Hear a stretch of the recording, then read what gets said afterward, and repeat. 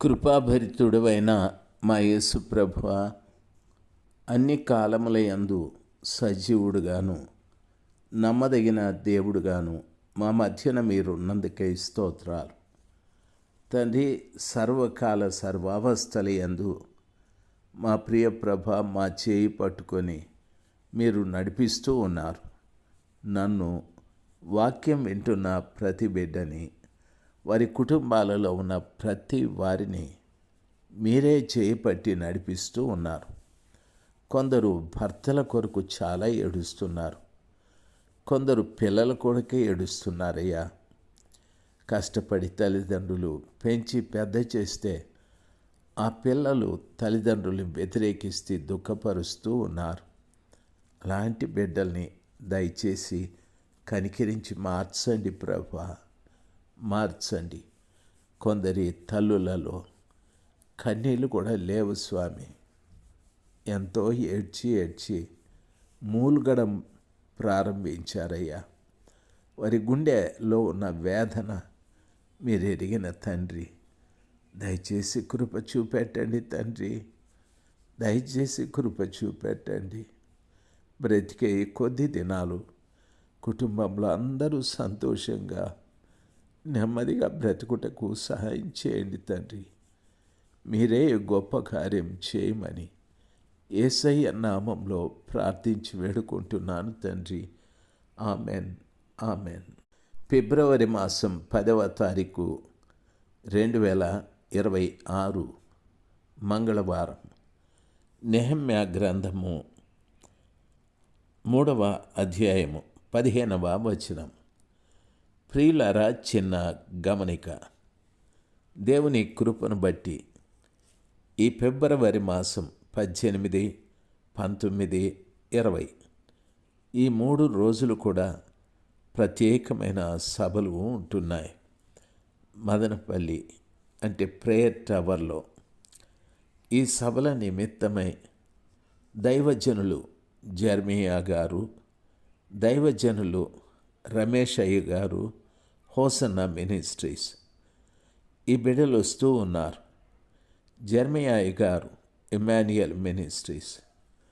ఈ బిడ్డల కొరకు దయచేసి ప్రార్థించండి. మా ప్రాంతాలలో బహిరంగంగా ఏ కార్యాలు చేయటానికి లేదు. కొంతమంది బిడ్డలు ఆటంకాలు చేస్తూ ఉన్నారు. అందుకని ప్రేయర్ టవర్లో దరిదాపు 2000 మంది ఆ స్థలంలో కూర్చోవచ్చు. ఆ స్థలాన్ని దేవుడు మాకు ప్రసాదించాడు. అక్కడ కూడికలు జరుగుతాయి. మీలో ఎవరైనా ఆసక్తి కలిగి రాగలిగితే ఈ నెంబర్కి ఫోన్ చేయండి, పూర్తి వివరాలు చెప్తాను. మంచి భోజనము, వసతి అన్నీ ఉంటాయి. అయితే దేవుని బిడ్డలు గమనించాల్సింది, చలి ఎక్కువ ఉంటుంది. మీరు వచ్చేటప్పుడు మీరు ఒక చలికి సంబంధించిన వెచ్చటి దుస్తులు తీసుకురావాలని నా మనవి. దేవుని కృప మీకు తోడుగా ఉండునుగాక. నెహెమ్యా గ్రంథము 3వ అధ్యాయము 15వ వచనం. అటు వెనక మిస్పా ప్రదేశమునకు అధిపతి అయిన కోల్వాజే కుమారుడైన షల్లూము దారం యొక్క గుమ్మమును బాగుచేసి కట్టిన తరువాత దానికి తలుపులు నిలిపి తాళములను గడియలను అమర్చెను.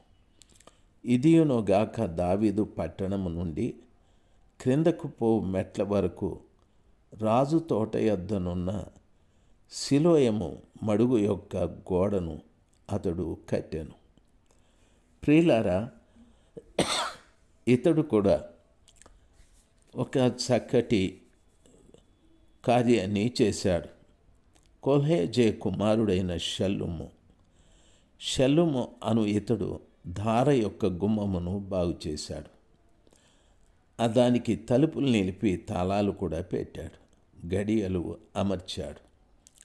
అంతేకాకుండా దావీదు పట్టణం నుండి క్రిందకు పోవు మెట్ల వరకు రాజు తోట యొద్దనున్న సిలోయము మడుగు యొక్క గోడను అతడు కట్టాడు అని చెప్తాడు.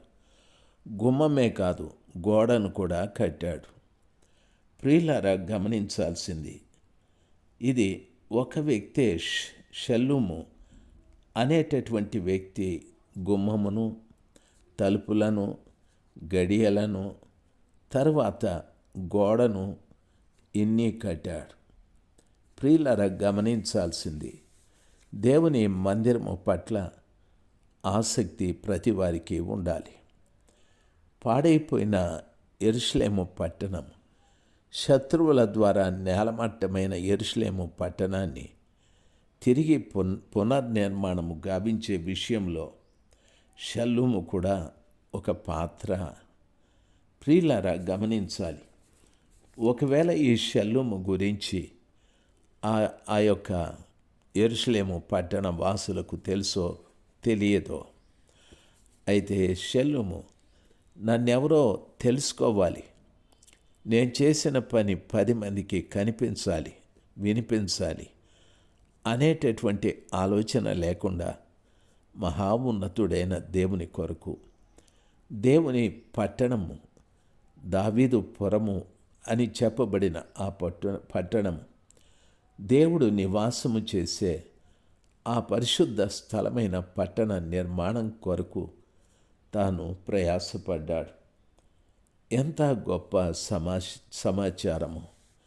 షల్లూము తాను చేసినటువంటి ఆ గొప్ప పని మనం కూడా ఎందుకు చేయకూడదు? ఎవరో నన్ను పొగడాలి, ఎవరో నన్ను మెచ్చుకోవాలి, ఎవరో నాకు ఆధిక్యతని కలిగించాలి, ఇతడే ఇది చేసింది అనిపించుకునే ఆ ఆలోచనతో కాకుండా ప్రభుల వారి పట్టణమైన లేక ప్రభుని ఆరాధించు స్థలము, ఇది దేవుని ఇల్లు, దేవుని కుటుంబమని మనం వెళుతున్న ప్రార్థనా మందిరంలో అవసరాలను చూసి సహాయము చేద్దాం. దేవుని మందిరములో ఎన్నో ఉన్నాయి కట్టబడవలసినవి. దేవుని వాక్యంలో ఈ రీతిగా చెప్పబడి ఉంది. యాకోబు పత్రిక మొట్టమొదటి అధ్యాయం 27వ వచనం. తండ్రి అయిన దేవుని ఎదుట పవిత్రమును నిష్కళంకమునైన భక్తి ఎదనగా దిక్కులేని పిల్లలను, విధవరాండ్రను వారి ఇబ్బందులలో పరామర్శించుటయు, ఇహలోక మాలిన్యము తనకంటకుండా తాను కాపాడుకొనుటయే అని చెప్పారు. మందిరంలో చాలామంది బిడ్డలు, దిక్కులేని పిల్లలు ఉంటారు, విధవరాండ్లు ఉంటారు, ఇబ్బందిలో ఉన్నవారు ఉంటారు. వారిని పరామర్శించాలి. మనము చాలామందిని మందిరంలో చూస్తూ ఉంటాం. కొందరు కార్లలో వచ్చి వెళుతూ ఉంటారు, కొందరు స్కూటీలలో వచ్చి వెళుతూ ఉంటారు, కొందరు హెల్మెట్లు ధరించుకొని వెళ్తారు, కొంతమంది ఏదో టీవీఎస్ ఎక్సెల్ ఇట్లా చిన్న బండ్లలో కూడా వెళ్తారు. కొందరైతే భయపడుతూ ఏదో ఒక పాత చీర కట్టుకొని, ఇద్దరి పిల్లల్ని చేతబట్టుకొని, ఒక తల్లి అయితే నడవలేక నడుస్తూ, ఓ చెంపిరి జుట్టుతో కొందరు మనకు కనిపిస్తూ ఉంటారు. వీళ్ళనే విధవరాండ్లు అంటారు, వీళ్ళనే దిక్కులేని పిల్లలు అంటారు. దయచేసి గమనించాలి, ఎంతోమంది దిక్కులేని పిల్లలు ఉన్నారు. భర్త చనిపోయి భార్య పిల్లల్ని పోషించలేక, భార్య చనిపోయి భర్త పిల్లల్ని పోషించలేక, భార్య భర్తలు ఉండి కూడా వారికి సరైనటువంటి జీవనోపాధి లేక వారు పూట గడవని వ్యక్తుల్లాగా, ఒక పూట భోజనం పెడితే రెండో పూట కొరకు ఆకాశం వైపు చూసే కుటుంబాలు ఎన్నో ఉన్నాయి. ఆ తల్లిదండ్రుల్ని చూస్తూ ఆ పసికందులు, అమ్మా ఆకలమ్మా, అమ్మా ఆకలి అని ఏడ్చే కుటుంబాలు లెక్కలేనన్నీ ఉన్నాయి. మనము కట్టాల్సింది, పెట్టాల్సింది ఇలాంటి వారికి. మనం కార్లలో వెళ్ళే వారిని చాలా గౌరవిస్తాం, వాళ్ళనే మన కుటుంబాలకి ఆహ్వానిస్తాం. స్కూటీల్లో వెళ్ళే వారిని కూడా మన ఇంటికి ఆహ్వానిస్తాం. హాయ్, బాగున్నారా, కాఫీ తాగి వెళ్దాం రండి అని పిలుస్తాం. అయ్యో, నీ ముందో వెనకల ఆ కాఫీ కూడా తాగింటే బాగుండే అని కాఫీకి కూడా గతి లేకుండా బ్రతుకుతున్న వాళ్ళు నువ్వు వెళుతున్న మందిరంలో చాలామంది ఉన్నారు. నీ భార్యకు నువ్వు పట్టు చీర కొనిచ్చావు, తప్పేమీ లేదు. దాని ఖరీదు 20,000 కావచ్చు. ఆ చీర కట్టి నువ్వు మందిరానికి తీసుకెళ్ళి ఆ తల్లి అంటుంది, మా భర్త 20,000 అండి ఇది అని అందరికీ చెప్తూ ఉంటుంది. 20 రూపీస్ లేక నీ మందిరంలో చాలామంది ఉన్నారు. 20 రూపీస్ లేక 20,000 పెట్టి చేరుకుంటే నీ భార్య కాబట్టి నీకు స్వాతంత్ర్యం ఉంది, నీకు ప్రేమ ఉంది, కొనివ్వు. అయితే 20 రూపీస్ కూడా గతి లేని వారు నువ్వు వెళ్ళే ఆ మందిరంలో ఉన్నారు. దయచేసి వాళ్ళను పరామర్శించాలి.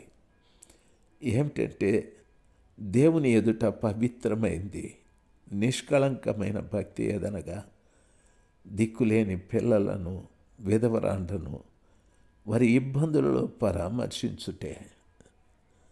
వారి ఇబ్బందుల్లో అయా పిల్లల్ని చదివించాలి, స్కూల్లో ఫీజులు కట్టాలి. మంచిదమ్మా, ప్రార్థన చేస్తాను అని చెప్పొద్దండి.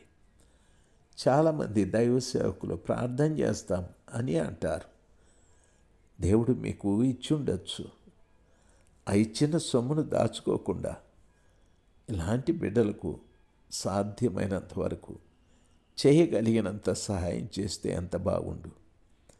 ఈ రీతిగా ప్రతి వారు కూడా మనము చేయాలి. 15వ వచనం పూర్తయిపోయాలి. ఆమేన్.